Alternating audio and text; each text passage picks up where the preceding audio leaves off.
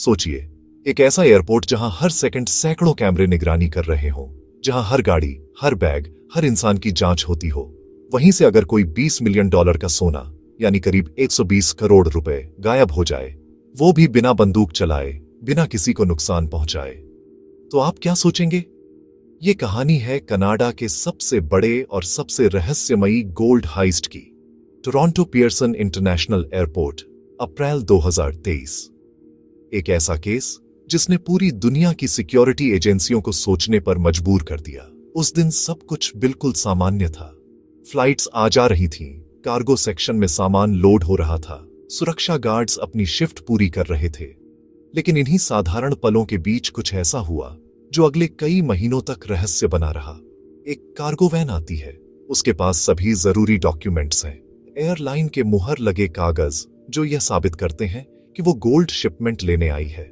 Staff को कुछ भी शक नहीं होता, सब वैसा ही चलता है जैसा हर दिन होता है। गोल्ड लोड किया जाता है, कागज पर साइन होते हैं और वो वैन निकल जाती है। कुछ घंटों बाद जब असली कंपनी का ट्रक गोल्ड लेने पहुंचता है तो उन्हें बताया जाता है शिपमेंट तो पहले ही दे दी गई। सबके चेहरों का रंग उड़ जाता है। सिस्टम को दोबारा चेक किया जाता है, सीसीटीवी फुटेज देखी जाती है, लेकिन उस वैन का कोई निशान नहीं। ना कोई गोली चली, ना कोई अलार्म बजा, फिर भी 400 किलो सोना हवा में गायब हो गया। पुलिस के लिए यह किसी बुरे सपने से कम नहीं था, क्योंकि अगर देश के सबसे सुरक्षित एयरपोर्ट से इतना कीमती माल गायब हो सकता है, तो क्या सच में कोई जगह सुरक्षित है? अब जरा पीछे चलते हैं, उस दिन से कुछ घंटे पहले जब यह सोना सफर पर निकला था। यह सोना आया था स्विट्जरलैंड से, दुनिया के सबसे भरोसेमंद गोल्ड मार्केट्स में से एक से। कुल 400 किलो, कीमत करीब 20 मिलियन कनाडाई डॉलर, यानी लगभग 120 करोड़ रुपए। इसकी डिलीवरी होनी थी टोरंटो पियर्सन इंटरनेशनल एयरपोर्ट पर, जहां से यह बैंक और ज्वेलरी कंपनियों तक भेजा जाने वाला था। हर ईंट को सील किया गया था, हर बॉक्स पर यूनिक कोड थे। सारे डॉक्यूमेंट्स तैयार हुए, custom clearance, insurance, tracking number, सब कुछ वैध और सुरक्षित। ये वही प्रक्रिया थी जो रोज हजारों बार होती है, लेकिन किसी ने शायद इस रूटीन के अंदर छुपे एक कमजोर लिंक को पहचान लिया था। Air Canada cargo terminal, Toronto Pearson, Canada का सबसे बड़ा और सबसे व्यस्त एयरपोर्ट। हर दिन यहां सैकड़ों कार्गो फ्लाइट्स उतरती हैं।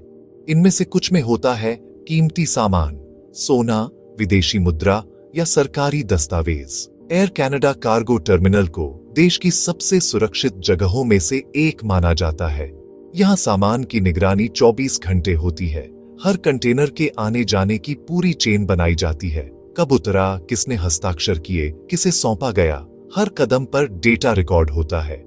लेकिन इस पूरी प्रक्रिया में एक चीज पर सबसे ज्यादा भरोसा किया जाता है, कागजों पर, यानी पेपर वर्क। एयरपोर्ट पर जो भी सामान लोड या अनलोड होता है, वो किसी ऑथराइजेशन फॉर्म और एयरवे बिल के आधार पर ही किया जाता है। अगर डॉक्यूमेंट सही हैं, तो कोई सवाल नहीं पूछा जाता, क्योंकि इस सिस्टम की नींव ही ट्रस्ट पर बनी है। लेकिन इसी भरोसे को किसी ने एक दिन हथियार बना लिया। अप्रैल 17, 2023 की सुबह स्विट्जरलैंड से आया ये सोना सुरक्षित तरीके से एयर कनाडा कार्गो टर्मिनल में पहुंचा। वहां इसे कस्टम्स के तहत रखा गया और अस्थायी रूप से एक वॉल्ट में रखा गया, ताकि असली ट्रांसपोर्ट कंपनी आकर इसे ले जा सके। वॉल्ट में टेम्परेचर कंट्रोल सिस्टम था, दोहरी ताले की व्यवस्था थी और हर दरवाजे पर कार्ड एक्सेस कंट्रोल। बाहर सशस्त्र गार्ड, अंदर कैमरे, यानी सुरक्षा इतनी मजबूत कि कोई चिड़िया भी पर नहीं मार सकती। लेकिन कहानी वहीं से शुरू होती है, जहां लोग यह मान लेते हैं कि अब कुछ नहीं हो सकता, क्योंकि सबसे बड़ी भूल अक्सर तब होती है जब हमें यकीन हो जाता है कि सब कुछ अंडर कंट्रोल है। किसी ने उस दिन सिर्फ कागजों के खेल से सिस्टम को हरा दिया। न गोली चली, न दरवाजा तोड़ा गया, सिर्फ स्याही और मुहर से कनाडा के इतिहास का सबसे बड़ा गोल्ड हाइस्ट प्लान हो चुका था। और यही पेपरवर्क, जो हर दिन भरोसे की निशानी होता है, अब इस कहानी का सबसे खतरनाक हथियार बनने वाला था। सुबह का वक्त था, 17 अप्रैल 2023। टोरंटो पियर्सन एयरपोर्ट हमेशा की तरह व्यस्त था। रनवे पर विमान उतर रहे थे, ग्राउंड स्टाफ हेडफोन लगाए एक दूसरे से बातें कर रहे थे और कार्गो सेक्शन में मशीनों की लगातार गूंज सुनाई दे रही थी। हर चीज बिल्कुल रूटीन थी, जैसे किसी बड़े एयरपोर्ट पर रोज होती है। एयर कनाडा के कार्गो टर्मिनल में भी हलचल चल रही थी। सुबह की शिफ्ट के स्टाफ ने अपनी हाजिरी लगाई, सिक्योरिटी गार्ड्स अपनी जगह पर थे और अंदर कंटेनर की चेकिंग शुरू हो चुकी थी। उसी दिन एक खास शिपमेंट को बाहर भेजने की तैयारी थी। वो था स्विट्जरलैंड से आया 400 किलो सोना, जो कुछ घंटे पहले ही वॉल्ट से निकाला गया था और अब कागजी औपचारिकताओं के बाद ब्रिंक्स सिक्योरिटी ट्रक को सौंपा जाना था। लेकिन ब्रिंक्स का ट्रक अभी आया नहीं था। 10:30 बजे के करीब एक सफेद कार्गो वैन धीरे धीरे टर्मिनल गेट की तरफ बढ़ी। ड्राइवर ने यूनिफॉर्म पहनी थी और साथ में 2 लोग और बैठे थे। वैन के सामने बड़े अक्षरों में एक लॉजिस्टिक कंपनी का नाम लिखा था, जो एयरपोर्ट पर अक्सर दिखती थी, इसलिए किसी को कोई शक नहीं हुआ। वैन गेट पर रुकी। गार्ड ने औपचारिकता के तौर पर डॉक्यूमेंट मांगे। ड्राइवर ने मुस्कुराते हुए एक फाइल बढ़ा दी। सारे कागज साफ सुथरे, एयर कनाडा की सील लगी हुई, सिग्नेचर सही जगह पर और डिलीवरी नंबर वही जो सिस्टम में दर्ज था। गार्ड ने फाइल पर नजर दौड़ाई और सिर हिलाकर गेट खोल दिया। वैन अंदर चली गई। यह वही शिपमेंट है जो 10 बजे पिकअप होना था। साइन हुए। दस्तावेजों की कॉपी स्टाफ ने रख ली और सोने के क्रेट्स लोडिंग एरिया में ला दिए गए। 6 पैलेट्स, हर एक भारी चमकते हुए मेटल केसों में बंद। हर केस पर सीरियल नंबर था, लेकिन उस वक्त किसी को अंदाजा नहीं था कि कुछ पल में ये नंबर हमेशा के लिए गायब हो जाएंगे। करीब 11 बजे तक लोडिंग पूरी हो चुकी थी। ड्राइवर ने बाकी डॉक्यूमेंट्स फाइल में रखे, गाड़ी का दरवाजा बंद किया और धीरे धीरे वैन बाहर की तरफ निकलने लगी। सब कुछ सामान्य दिख रहा था। किसी ने पीछे मुड़कर देखा तक नहीं। लेकिन कुछ मिनटों बाद जब वैन को कस्टम्स रूट से बाहर निकलना था, उसने अचानक एक दूसरा रास्ता लिया, सीधे उस गेट की तरफ जो बाहर की सड़कों की ओर जाता थी। वहां एक सिक्योरिटी चेक पॉइंट था, पर उस वक्त गार्ड का ध्यान किसी दूसरे ट्रक की तरफ था। वैन ने बस अपनी लाइट्स ऑन की, हल्का सा हॉर्न बजाया और ऐसे निकली जैसे रोज का काम हो। ना कोई शोर, ना कोई दौड़ भाग, बस कुछ ही सेकंडों में वो सफेद वैन एयरपोर्ट की सीमा के बाहर थी। उसके बाद बस खामोशी।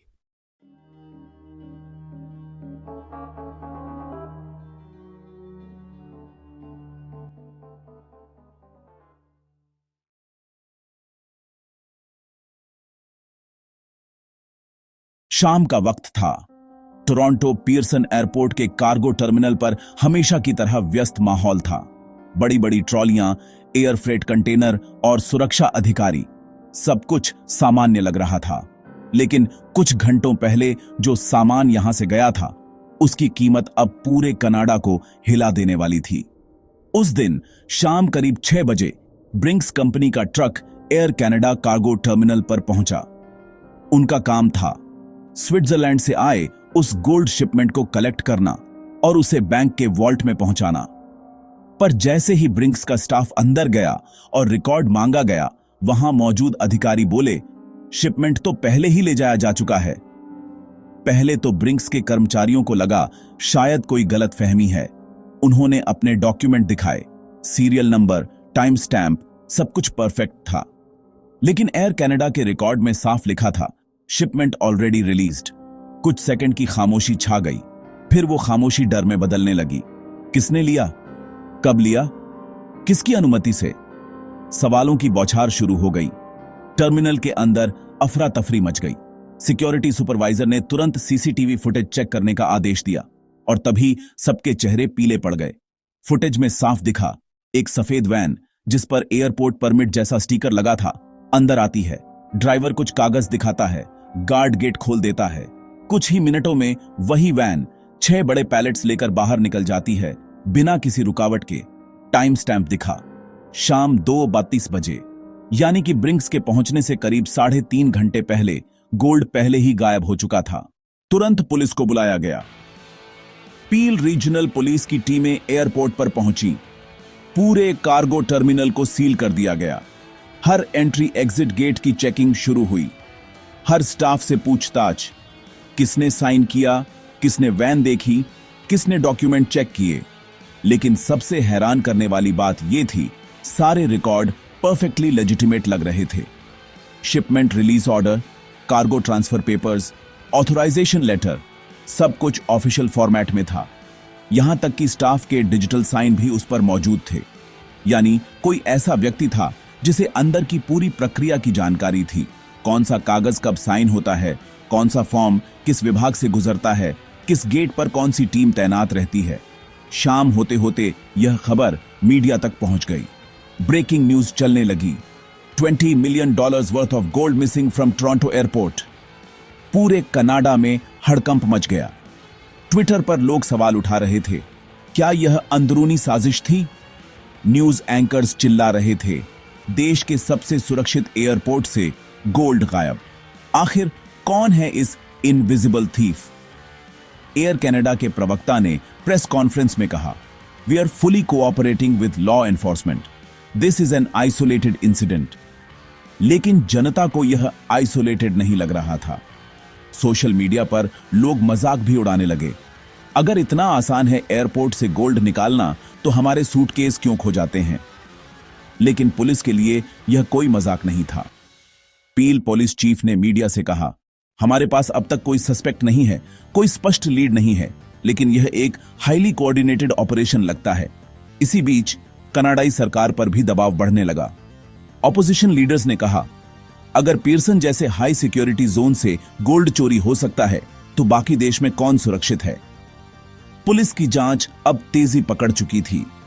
टोरंटो पियर्सन एयरपोर्ट से इतनी बड़ी मात्रा में गोल्ड गायब हो जाना कोई मामूली घटना नहीं थी।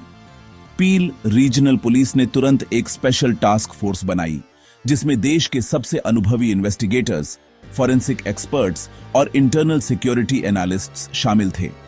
उनका पहला कदम था हर सेकंड की सीसीटीवी फुटेज खंगालना। एयरपोर्ट के 200 से ज्यादा कैमरों से रिकॉर्ड निकाला गया। हर एंगल, हर मूवमेंट, हर गाड़ी की एंट्री एग्जिट को फ्रेम बाय फ्रेम देखा गया। एक पैटर्न धीरे धीरे साफ हुआ। वो सफेद वैन जो अंदर आई थी, बिल्कुल वैसी ही थी जैसी एयर कनाडा की अधिकृत कार्गो वैन होती है। न सिर्फ उसका रंग और नंबर प्लेट, बल्कि उसकी ब्रांडिंग डिकाल्स तक एकदम मेल खा रही थीं। फॉरेंसिक टीम ने फुटेज को झूम करके देखा। प्लेट नंबर असली दिख रहा था, लेकिन टेक्निकल स्कैन में सामने आया कि वो प्रिंटेड ओवरले था, यानी असली नंबर के ऊपर नकली नंबर चिपकाया गया था। अब पुलिस को समझ आने लगा था कि इस ऑपरेशन में बेहद सटीक प्लानिंग हुई थी। कोई ऐसा व्यक्ति था जिसे न केवल एयरपोर्ट की सुरक्षा प्रणाली का ज्ञान था, बल्कि यह भी पता था कि किस दिन, किस समय, कौन सा शिपमेंट आने वाला है। जांच टीम ने सबसे पहले पूछताछ शुरू की, कार्गो टर्मिनल के कर्मचारियों से, सिक्योरिटी चेक स्टाफ से और एयर कनाडा के अंदर के लॉजिस्टिक्स ऑफिसर्स से। हर किसी से एक ही सवाल, क्या आपने उस वैन को देखा? क्या आपने ड्राइवर से बात की? क्या आपने डॉक्यूमेंट्स की कॉपी चेक की थी? अधिकांश ने जवाब दिया, सब कुछ नॉर्मल लग रहा था। कागज जेन्युइन लगे, ड्राइवर कॉन्फिडेंट था और सिस्टम में किसी ने भी कोई रेड फ्लैग रेज नहीं किया। फिर फोरेंसिक एक्सपर्ट्स ने उन डॉक्यूमेंट्स की कॉपीज को जांचा जो वैन ड्राइवर ने एंट्री पर दिखाए थे, और यही था पहला बड़ा झटका। वो डॉक्यूमेंट्स इतने असली लग रहे थे कि ट्रेन्ड ऑफिसर्स भी धोखा खा गए। लोगो, बारकोड, कार्गो सीरियल नंबर, यहां तक कि ऑफिशियल सिग्नेचर स्कैन, सब कुछ वैसा ही था जैसे असली शिपमेंट पेपर्स में होता है। लेकिन जब उन क्यूआर कोड्स को डेटाबेस से वेरीफाई किया गया, तो पता चला कि वो एंट्री नंबर किसी पुराने शिपमेंट का था जो हफ्तों पहले हो चुका था। यानी ये चोरी हथियार से नहीं, बल्कि कागज से हुई थी। टास्क फोर्स ने अब इनसाइड जॉब की थ्योरी पर काम शुरू किया, क्योंकि इतनी सटीक जानकारी केवल किसी अंदरूनी व्यक्ति को ही हो सकती थी। एयर कनाडा के इंटरनल नेटवर्क लॉग्स खंगाले गए। किसने शिपमेंट डेटा एक्सेस किया, कौन से एम्प्लॉइज ने उस दिन लॉग इन किया और कौन से सिस्टम से प्रिंट निकाले गए। पर हैरानी की बात यह थी, कोई अनऑथोराइज्ड एक्सेस नहीं मिला। सब कुछ रूटीन की तरह हुआ था। अब शक गया कि किसी ने अंदर के किसी कर्मचारी को बाय आउट कर लिया था। शायद कुछ $1000 में किसी क्लर्क ने वो जानकारी बाहर बेच दी हो। शिपमेंट का arrival time, pallet details, paper work format, सब कुछ। पील पुलिस ने इंटेलिजेंस एजेंसीज से मदद मांगी। RCMP, Royal Canadian Mounted Police और ओपीपी, ऑन्टेरियो प्रोविंशियल पुलिस भी जांच में शामिल हो गए। धीरे धीरे नए नाम सामने आने लगे। ऑन्टेरियो और मॉन्ट्रियल की ऑर्गेनाइज्ड क्राइम ग्रुप्स, जिनका record luxury car thefts, jewellery robberies और स्मगलिंग ऑपरेशंस में रहा है, उनके कुछ पुराने सदस्यों के ऊपर शक गया, लेकिन कोई ठोस सबूत नहीं। हर बार जब पुलिस किसी लिंक को पकड़ती, वो डेड एंड साबित होता। एक मामले में पुलिस ने मॉन्ट्रियल में छापा मारा, जहां एक वेयरहाउस में सस्पिशियस गोल्ड मेल्टिंग इक्विपमेंट मिला। टीम को उम्मीद थी कि शायद चोरी का सोना वहीं पिघलाया गया होगा, पर जब फोरेंसिक टेस्ट हुआ, वो सिर्फ स्क्रैप मेटल निकला। दूसरे मामले में पुलिस ने ऑन्टेरियो में एक ट्रकिंग कंपनी को राउंड किया, क्योंकि उनका एक पुराना वैन मॉडल उसी तरह का था जैसा फुटेज में दिखा था, लेकिन उनके सारे वाहनों के जीपीएस रिकॉर्ड साफ थे, कोई एक्टिविटी नहीं। हर क्लू बस एक धुंध में गुम हो जाता। कोई ठोस गवाह नहीं, कोई सीधी ट्रेस नहीं, और सबसे बड़ी बात, कोई रैंसम डिमांड या ब्लैक मार्केट ट्रांजैक्शन भी नहीं। पुलिस के पास हर सवाल का जवाब था, बस एक चीज की कमी थी, सच की। मीडिया का दबाव बढ़ता जा रहा था। हर चैनल पर एक्सपर्ट्स थ्योरीज दे रहे थे।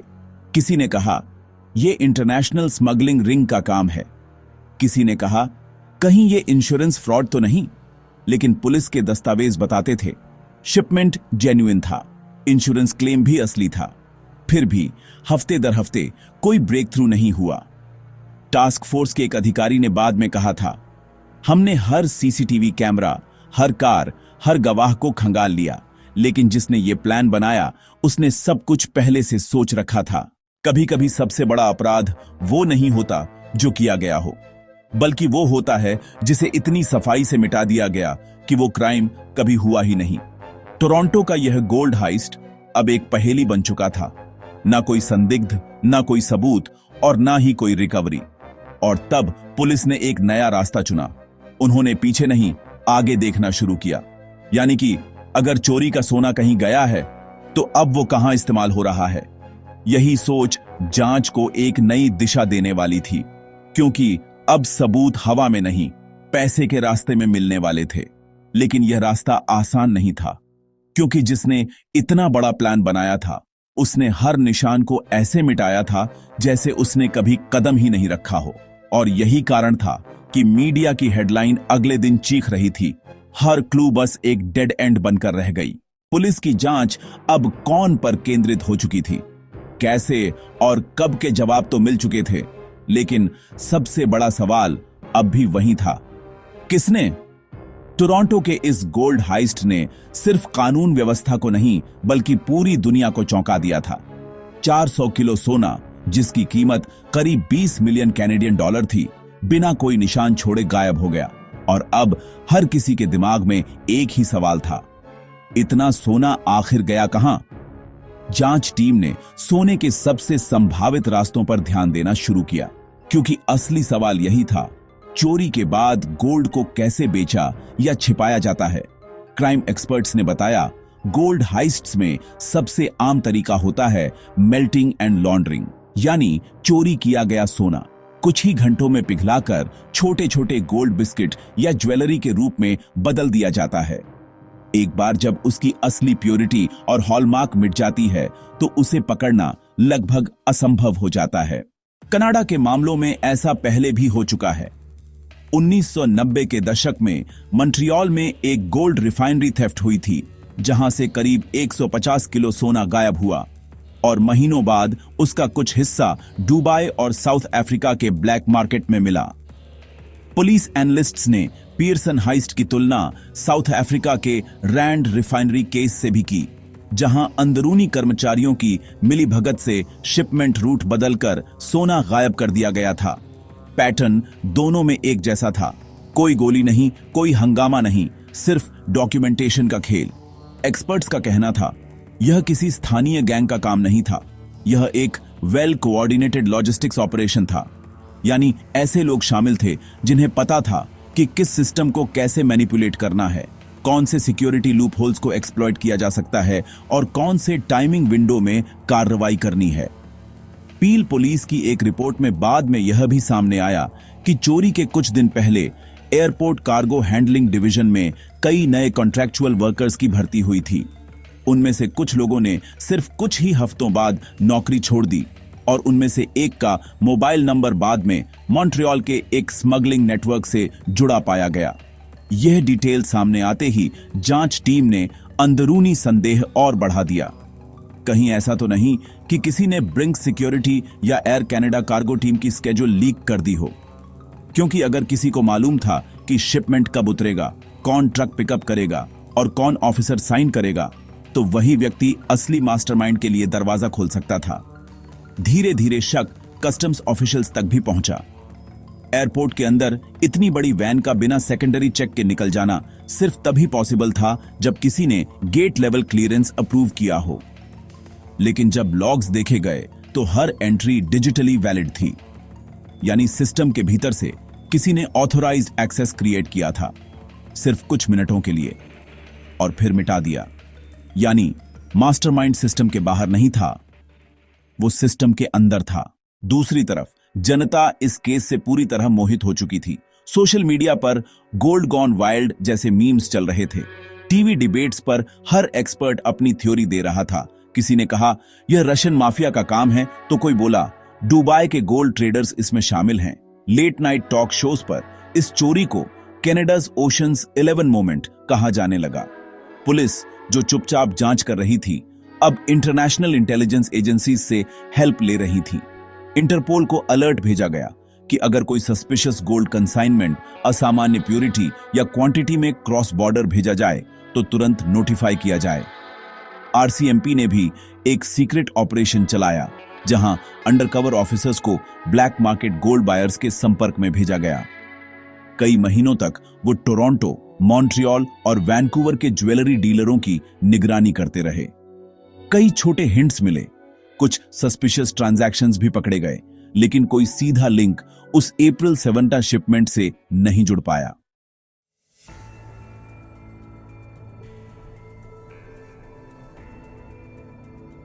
कहते हैं मास्टरमाइंड को ढूंढना आसान नहीं होता, क्योंकि वो किसी छाया की तरह होता है जो तब तक दिखता नहीं जब तक उसका प्लान पूरा ना हो जाए।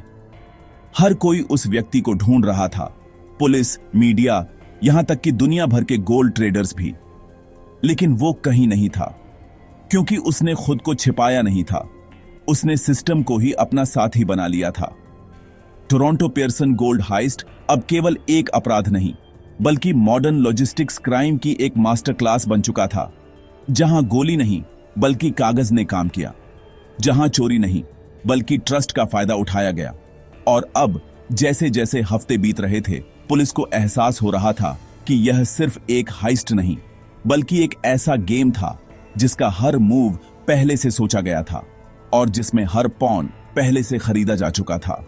अब रह गया था सिर्फ एक सवाल, क्या यह चोरी कभी सुलझ पाएगी, या ये भी इतिहास के उन रहस्यों में शामिल हो जाएगी जिन्हें कभी कोई खोल नहीं पाया। लगभग 1 साल बीत चुका था। टोरंटो पियर्सन गोल्ड हाइस्ट अब सिर्फ एक अनसॉल्व्ड मिस्ट्री नहीं रहा था, वो कनाडा के इतिहास की सबसे बड़ी पहेली बन चुका था। पुलिस ने सैकड़ों घंटे की फुटेज देखी, सैकड़ों लोगों से पूछताछ की, लेकिन सोने का कोई निशान नहीं मिला। लोगों को लगने लगा था कि शायद यह केस कभी सुलझेगा ही नहीं। लेकिन फिर अप्रैल 2024 में अचानक सब कुछ बदल गया। पील रीजनल पुलिस ने एक प्रेस कॉन्फ्रेंस बुलाई। कमरा मीडिया रिपोर्टर्स से भरा था, कैमरे चालू, माइक ऑन, और सामने खड़े थे पुलिस चीफ, हाथ में मोटा फाइल पकड़े हुए। उनके पहले ही शब्दों ने पूरे देश को हिला दिया। हमने Toronto Pearson gold heist case में 9 लोगों को गिरफ्तार किया है। कमरे में सन्नाटा छा गया। गिरफ्तार किए गए लोगों में शामिल थे एक पूर्व एयर कनाडा कर्मचारी, एक ट्रकिंग कंपनी का मालिक, 2 कस्टम क्लियरेंस एजेंट और बाकी लोग स्थानीय लॉजिस्टिक्स नेटवर्क से जुड़े थे। पुलिस ने बताया कि जांच के महीनों बाद उन्होंने आखिरकार उन डिजिटल ब्रेड क्रम्स को जोड़ा जो शुरू से बिखरे हुए थे। पुराने document prints, van GPS data और एक सस्पिशियस आईपी एड्रेस जो शिपमेंट लॉग में छेड़छाड़ कर रहा था। ये सारी चीजें मिलकर पुलिस को उस व्यक्ति तक ले गईं, अमनदीप सिंह। एक ऐसा नाम जो पहले कभी जांच में नहीं आया था। एक ऐसा आदमी जो कभी एयर कनाडा के कार्गो टर्मिनल में काम कर चुका था। पुलिस की जांच में पता चला कि अमनदीप ने महीनों पहले ही इस चोरी की योजना बनाई थी। उसने fake airway bills, duplicate cargo tracking sheets और डमी डिलीवरी स्लिप्स तैयार किए थे जो हूबहू एयर कनाडा के असली फॉर्मेट जैसे थे। उसने अपने कुछ भरोसेमंद लोगों को कार्गो हैंडलिंग में काम दिलवाया और फिर सही वक्त आने पर वो नकली वैन लेकर एयरपोर्ट के अंदर पहुंचा। सिस्टम ने उसे ऑथराइज्ड पिकअप समझा और किसी ने कुछ नहीं पूछा। चोरी के बाद उस सोने को पास के एक वेयरहाउस में लाया गया जहां उसे पिघलाने की कोशिश की गई ताकि ट्रेस मिटाई जा सके। पुलिस जब वहां पहुंची तो उन्होंने पाया मेल्टिंग इक्विपमेंट, फर्नेसेस और गोल्ड रिफाइनिंग टूल्स, साथ ही कई लग्जरी कारें, नकदी और हथियार भी जब्त किए गए। लेकिन सोना अब भी गायब था। कहीं कोई पैलेट नहीं, कोई ब्रिक नहीं, सिर्फ वो जगह बची थी जहां कभी 400 किलो सोना रखा था। पुलिस ने प्रेस कॉन्फ्रेंस में बताया कि अमनदीप सिंह अब फरार है। वो चोरी के कुछ ही हफ्तों बाद कनाडा छोड़ चुका था और आखिरी बार उसे दुबई के लिए उड़ान भरते हुए देखा गया था। इंटरपोल को रेड नोटिस जारी किया गया, लेकिन अब तक उसका कोई पता नहीं चला। पुलिस चीफ ने कैमरे की तरफ देखते हुए कहा, this was not a spontaneous crime, it was a carefully planned theft of opportunity. The suspects exploited procedural trust and turned the systems paperwork against itself. जिन्होंने पेपरवर्क के भरोसे पर सिस्टम बनाया, उन्होंने पेपरवर्क से ही सिस्टम को हराया। कई महीनों की मेहनत, हजारों घंटों की जांच के बाद भले ही मास्टरमाइंड का पूरा नेटवर्क सामने आ चुका था, लेकिन सच्चाई ये थी, सोना अब भी गायब था। पुलिस को सिर्फ इतना यकीन था कि उसे कहीं ना कहीं पिघलाकर ब्लैक मार्केट में बेच दिया गया है या फिर किसी ऐसे देश में पहुंचा दिया गया जहां से उसकी ट्रेस कभी नहीं मिलेगी। कनाडा के लोग अब भी पूछते हैं, क्या वो सोना कभी मिलेगा? और पुलिस के पास जवाब नहीं, क्योंकि जिस दिन अमनदीप ने यह प्लान बनाया था, उसी दिन उसने यह तय कर लिया था कि वो चोरी करेगा लेकिन सबूत नहीं छोड़ेगा। कनाडा की सबसे बड़ी गोल्ड चोरी सुलझ गई, लेकिन उसका सोना आज भी गुमनाम है। टोरंटो पियर्सन एयरपोर्ट अब भी वैसा ही व्यस्त था जैसे कि कभी कुछ हुआ ही नहीं। रनवे पर विमानों की आवाज, ग्राउंड स्टाफ की हलचल और कार्गो सेक्शन में लगातार मशीनों की गूंज, सब कुछ रूटीन की तरह चलता रहा। लेकिन हर कोने में अब भी वही खामोशी महसूस होती थी जो 17 अप्रैल 2023 की शाम के बाद छा गई थी। यहां hi-tech surveillance cameras, biometric access और एलीट सिक्योरिटी टीम्स थीं। लेकिन इतने सोफिस्टिकेटेड सिस्टम्स के बावजूद एक इंसान की चालाकी और लालच ने उन्हें चकमा दे दिया। 400 किलो सोना, जिसकी कीमत करोड़ों थी, कुछ ही मिनटों में गायब हो गया और सिस्टम सिर्फ देखता रह गया। कभी कभी सबसे बड़ी चोरी तिजोरी से नहीं, भरोसे से होती है। सोने का पता अब भी नहीं चला। इंटरपोल, पील पुलिस, आरसीएमपी, हर एजेंसी ने इंटरनेशनल ट्रेल फॉलो किया। दुबई, स्विट्जरलैंड, साउथ अफ्रीका, कई देशों में छानबीन हुई, लेकिन हर जगह सिर्फ एक खाली वेयरहाउस, कुछ पिघलाने के उपकरण और पुराने फुटप्रिंट्स मिले। कई महीनों की जांच और 99 गिरफ्तारियां, पर असली मास्टरमाइंड अमनदीप सिंह अब भी फरार था। उसने सिर्फ फिजिकल गोल्ड को नहीं, बल्कि विश्वास और प्रोसीजर्स को भी चकमा दिया था। पब्लिक फैसिनेशन भी कम नहीं हुई। सोशल मीडिया पर लोग अब भी मीम्स बना रहे हैं, टीवी टॉक शोज पर एक्सपर्ट्स डिबेट कर रहे हैं। किसी ने कहा यह कनाडा का ओशंस 11 मोमेंट था।